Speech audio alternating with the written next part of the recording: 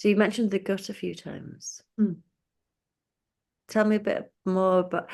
I have to say, I'm really interested as well. That particularly when you're talking about the candle and the spirit guide and that kind of thing, that there's not that much difference between what we're talking about and the conversation that I've had with a witch.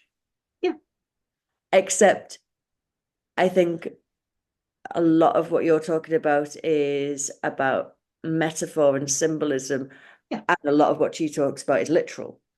But yeah. actually, it's the same process quite often. It's absolutely prayer, focused intention, meditation, focused intention, magic spell, focusing intention. It's all focusing intention.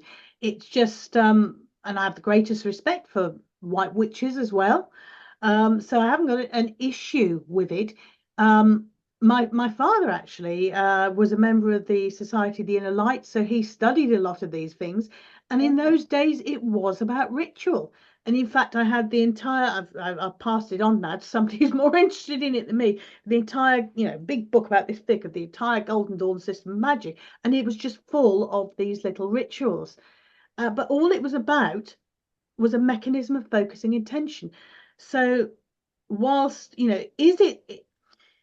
it's not really the ritual, the lighting of the candle and the sticking two bones in the middle and a little bit of hair from a person. It's not actually about that.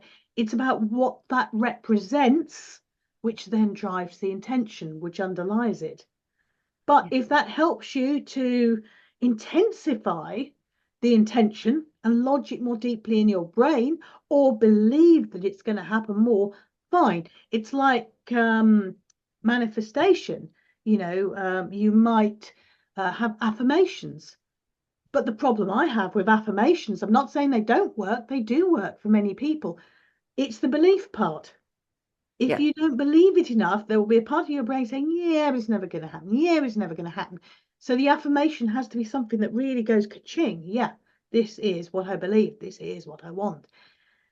So, yeah, to And when me, you're saying, you've said ka-ching a lot as well, I really like that. And I think ka-ching sounds like that's the it's the gut. gut. It's gut. So to go back to the gut model, there was a wonderful documentary on Horizon on the BBC, probably about 15 years ago. And they asked a whole bunch of neuroscientists how much of the brain's activity occurs at a conscious level. And after they picked themselves off the floor laughing, they said, are you serious? You really want me to say this? And if you imagine a flip chart, they got people to try to draw on a flip chart. If this is everything that the mind, the brain does, then how much of it is conscious? And for most people, it ranged between sort of this much and a tiny dot. So neuroscientists can't agree how much is conscious, how much is unconscious, but most people would say 5% or less is conscious. So although we have this illusion that we're consciously in control and consciously making decisions, a lot of it happens at an unconscious level. And the gut, as you know, we've got the brain in our head, but we've also got something that's known as the little brain, which lives in our gut. So the gut is sending communication bottom up faster than the brain's sending information top down. So there's this conversation. There's as many neuronal connections in the gut as in the brains of a cat. So the gut can't communicate in No, say that words. bit again. You've got as many neurons in your Neuronal gut connections in your as a gut as cat. in the brain of a cat. I'm going to look at my cat in a completely different way now.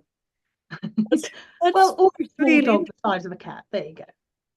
that's really interesting. Yeah, and the point is, the gut can't communicate in words, but it can communicate with you in sensations and feelings. So there was research done by Harvard a number of years back into how the world's best decision makers, in quotes, make decisions. How they sifted and decided that this person was one of the world's best decision makers, I don't know. But the conclusion was that they would gather all of the information, all the logic, all the facts, they would consult, They would then make a provisional decision. Then they would test it in with their gut. And if it didn't feel right, they would go back to the drawing board. They knew that there was something else at play. And this is because the gut can tap into all of that subconscious information that often is difficult to access via the conscious brain. So it will tap into the salience network, the default mode network, areas in the mid and lower brain, and it will particularly look for, is this dangerous? Is this rewarding? It'll look for patterns and themes.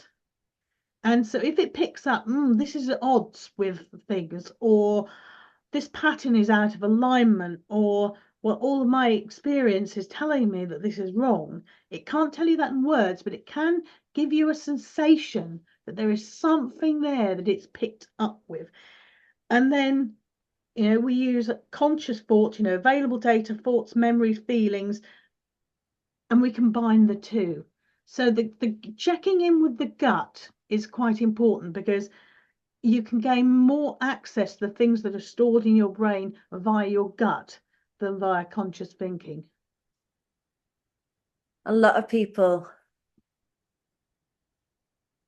I see and I work with will tell me that they don't have a gut instinct, or they've got a level of anxiety that kind of interferes with their gut instinct. It's almost like they're constantly on some sort of high alert, so they find it difficult to access what you seem to be describing, which is like a deeper level. How do we, and I suppose, how do we know when it's our gut, and how do we know when it's, I don't know, a trauma response or an anxiety response? A trauma response could still come via the gut. So again, that's a communication. Something bad has happened in these circumstances in the past. So, there is that, and that is a bit of intelligence that's useful in the decision making. Is it going to put you into a threatening situation, or a situation that you perceive as threatening, or a situation that your storytelling mind tells you? So, yeah, I would say in an ideal world, and we don't live in ideal worlds, the foundation for intention setting is being mindful. So being able to tap into, what am I thinking? What am I feeling? What's my emotional state? So being able to check in with the body. And we're all born mindful, but for a lot of us, we lose that as we go through education, and education places such a premium on what we're thinking, and we disconnect from what we're feeling and physiological symbols from the brain. And what basic mindfulness training teaches you is, to tap into thoughts, emotions, and physical responses in the body. And when you can start to do that, it doesn't have to be pronounced. It starts as a very subtle thing. It won't be a wham. It'll be a, this feels neutral, or there's something there, or that sort of thing. But if you are operating at a high level of anxiety, then that's going to override you from being able to tap into the gut instinct.